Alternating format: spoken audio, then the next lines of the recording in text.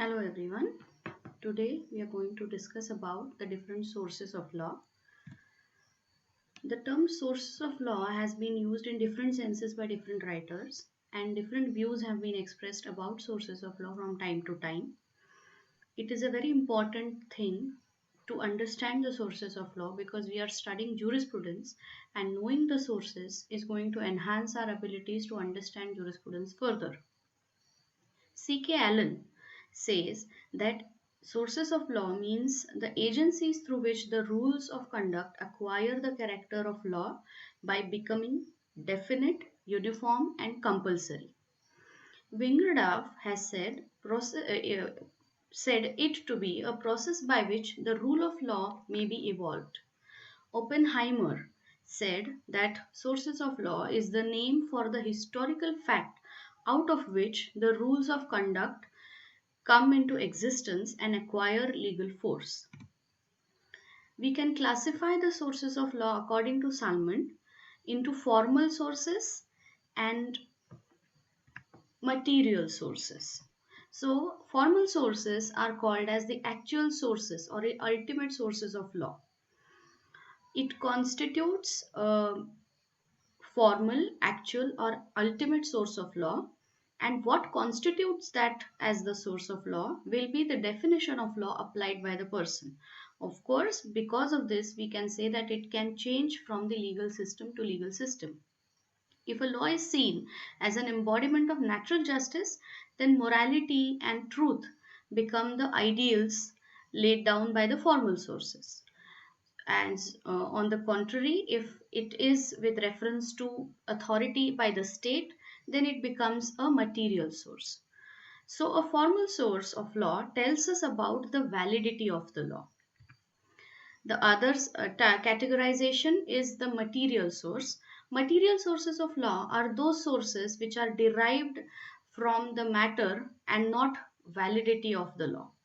So, the word material suggests that sources deal with substance, elements, or constituent material of the law. So, there are two types of material sources: legal sources and historical sources. So, there is a subclassification of material sources into legal sources and historical sources. The legal sources of law, there are five legal sources of law. There is legislation, which is laying down of rules by legislature, which is the most important organ of the state with reference to lawmaking. Second is precedent, which signifies judicial decisions, and they are statements of law found in the past decisions of the court. The third one is custom, which signifies the habits and practices of the people. These three are the most important sources of law, which we will be studying in the lectures to come. Fourth one is agreement, and the fifth one is professional acceptance. Okay, so precedents signify judicial decisions. They are statements of law found in the past decisions of courts. Custom signifies the habits and practices of people, and agreement is the state of being in accord or conformity with as to agree to the details of the transaction. The historical sources of law are of two types: religion and morality. So, apart from these five sources, which are the material sources or the legal material sources, the historical sources are all the other remaining sources. They are unauthoritative mostly. They are sources but have no legal recognition per se. They operate indirectly and mediately. So, under this class, there can be juristic writings, foreign decisions, and numerous other things from which the judge derives help in shaping his judgment. Okay, so things like religion and morality, therefore, are called as the historical sources of law. There is one more classification or categorization, but it is a small branch which says the literary sources of law. So, whatever are the original texts, the original sources, let us say the old texts of religious importance, like the Vedas for the Hindus, the Holy Quran, or the Bible for the respective religions, are the authorities which are literary sources of law. So it is an original source. Any commentary written on the original work, therefore, cannot constitute as a literary source of law. It has to be an original source. In India, we find the sources of law are classified into personal law and public law.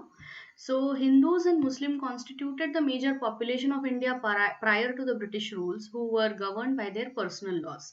So, for Hindus, there was Shrutis, Smritis, Tikas, and Nibandhas, and custom.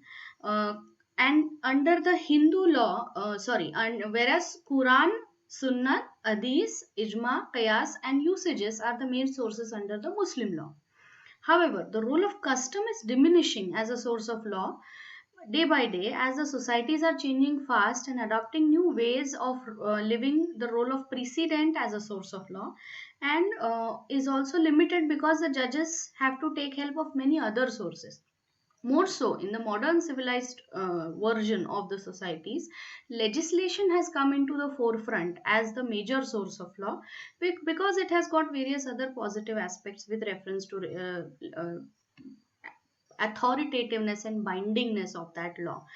So, therefore, to summarize this small session, we can say that there are two categorizations: formal sources and material sources, and there is a third branch of literary sources. The formal sources can be the will of the state and the decisions of the court, and the material sources are further classified into legal sources and historical sources. Legal sources include legislation, precedent, custom, agreement, and professional opinion, and the historical sources include religion and morality.